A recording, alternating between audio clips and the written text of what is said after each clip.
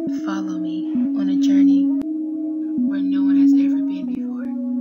Listen to the Cali Effect. Good evening, YouTube. You guys are now watching another segment of the Cali Effect. I'm here at Denny's. I'm pretty sure you guys can't see, but I just wanted to go over the ban list because, well, obviously we're on Facebook for a reason. About 5 hours ago, so I want to say around 8 o'clock in the morning, I have $200 on the list coming out 11 a.m. today. I also let Matthew, a really good friend of mine, know that the list is coming out 11 o'clock a.m. today. It's just how the Cali Effect is. He knows these certain things. So I do have a $200 bet with a couple people, and I have a $500 bet. That's right. He bet me 500 big ones that the list was not coming out today.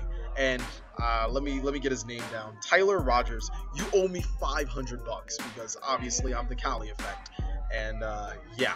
So let's get down to the list. This was my first time seeing the list because I knew that it came out, but I was in class. That's the exact reason why you guys didn't get it exactly at 11 o'clock. So let me go ahead and refresh this, and we get effective October 1st to December 31st.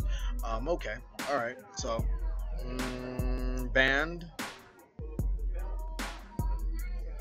Whoa, nothing's banned. Okay, okay, I can deal with that.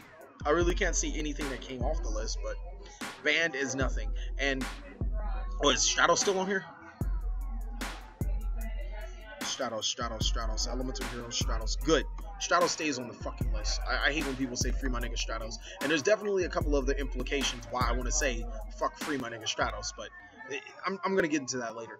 Nothing was forbidden, and I think nothing of the format deserved to be forbidden. Why? Because there's nothing ban-worthy in this format. Soul Charge does not need a ban. Vanity's Emptiness did not need a ban. The cards that you guys are butthurt about because you lose to does not need a ban. And that's not essentially why we would play Yu-Gi-Oh! If Konami was ran by your thoughts, then Konami probably wouldn't exist as a Yu-Gi-Oh! Entity. So, limited to one. Alright. Glow Up Bulb. Okay, I did not see that coming. And I'm actually very happy that Glow Up Bulb came to one, but the thing that genuinely confuses me about Glow Up Bulb is that you can only use this effect once per duel. So why even ban the card? It makes no sense whatsoever. It's kind of stupid to ban a card that you only can use once per duel. But I'm pretty sure Glow Up Bulb will have to go through the Spore treatment because Spore was banned and now it's limited to one. And Konami is actually changing the direction. They actually want the game to be synchro and Exceed heavy type game. And I am excited to play Plants one more time. Next is Infernity Archfiend. I took a risk and I lost. I actually just recently traded for an Archfiend deck and I was extremely excited to play it. But with Infernity Archfiend to one, it's like, fuck, I can't play Archfiends anymore, but I'll see what I can do. I actually might still try. What else? Raigeki to one? The fuck? Raigeki, you mean the card that you activate and you destroy all of your opponent's monsters to one. Is Dark Hole coming down? Nope, Dark Hole's the fuck? Okay. Alright, I'll try to make some sense of Raigeki being the one, I guess. Even though I'm just putting at the spot, like, Raigeki has been banned for 13 years, alright? So, when I was 9, Raigeki was banned. Raigeki's been banned for quite some time. So, for Raigeki to come to one, this obviously means that the game has completely changed. We are no longer playing Yu-Gi-Oh! And just the fact that the OCG has a completely different list, us and the TCG are not playing two relevant games. We're playing two completely different Yu-Gi-Oh! Card games. Raigeki is something that will change how we look at Yu-Gi-Oh! Nowadays. And since seeing that Raigeki's off the list, and why can't Harpy's Feather Duster, Heavy Storm, or any other card on the list can't come off the list? Because, I mean, you have a fucking card like Raigeki destroying everybody's monsters for no cost. I mean, why even play Lightning Vortex anymore? But sure, Raigeki off the list. Soul Charge to one. Okay, that's fine. I mean, I feel that Soul Charge isn't a broken card. At 3, I don't feel Soul Charge, needed. And to be honest with you guys, I feel that they overhit Infernity. You could just put Soul Charge to 1, and then Infernities will be dead. So, I feel like that was an overhit. I feel that if you were going to hit Infernity Archfiend, then just keep Soul Charge to 3. Or just hit the Soul Charge The Eternity deck just no longer exists.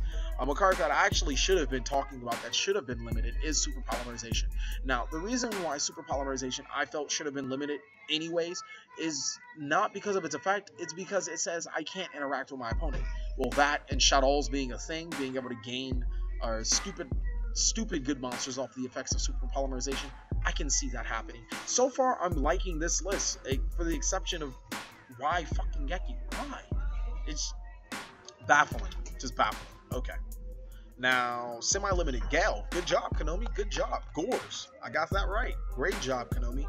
Nor Gale or Gores pose an imminent threat to playing Yu-Gi-Oh! I mean, I don't think me dropping double Gores on the opponent will essentially win the game whatsoever. So, Gores the Emissary of Darkness, it doesn't really mean anything. Gale, yeah, Gale is a very versatile card. It's a really good card, and I'm excited to play Blackwings again. And Gale will definitely add another dimension that Blackwings necessarily mean. I think that should be my next saga. More than likely, Blackwings. I'm loving this list so far. Ceasefire to 2 and Transmigration of Prophecy to 2. Transmigration of Prophecy is one of the most broken trap cards in the game. That is fairly balanced. So yes, I love it. Ceasefire, I mean, it's a really nice card. I don't like burn players, but Ceasefire is a good card on its own. I feel like Ceasefire does get rid of stuff like I'm pretty sure. Well, you guys will see Ceasefire. I'm just going to go ahead and take a risk and say that Ceasefire doesn't activate or prevents the opponent from activating flip effects when you flip Ceasefire face up. So I'm going to go ahead and say Ceasefire is really good against Shadows. And then Transmigration of Prophecy, one of the most broken trials. Now for Unlimited. Coach, Soldier, Wolfbark. You're kidding me. You're kidding me. I can play Fire Fist? Sweet. So I don't even want to scroll down. I'm just so happy that Coach, Soldier, Wolfbark is off the list. I can finally play Fire Fist. Racist Ryan, you're right. If Deneb can be off the list, if Altair can be off the list, if DNA can be off the list, why can't Wolfbark be off the list? And I am extremely excited to play Fire one more time. And Coach Soldier Wolfbark is going to be that card to help me play Fire. It's going to be fun. I love this format already. I mean, yeah, getting right Geki is probably going to be one of the most annoying things of the format, but Coach Soldier Wolfbark, A-okay. Magician of Faith, sweet. Formula Synchron, amazing. Reinforcement of the Army, okay. Alright, fuck me, whatever. I hate this list. It's bad. It's horrible. Reinforcement of the Army to 3. Okay, I like that too. Reinforcement of the Army of 3. E-Call the 3. It's Heroes just got a plethora of support. You don't need Stratos anymore. I hope you don't need Stratos anymore. You have 6 search cards. Stratos should no longer be a means of he shouldn't even be in your mind. That's just really good. Satella Knights get a boost from Reinforcement of the Army, and there's just so many decks I want to tinker with right now because that's just so many boosts to the deck. Formula Synchron to 2, I mean, I couldn't find a reason to run 2 in almost any deck. Bull will definitely help push it, and we'll start to see a lot of more Quasar shenanigans with the upcoming format. I am excited to play under this list, even though my only complaint is fucking Raigeki at 1.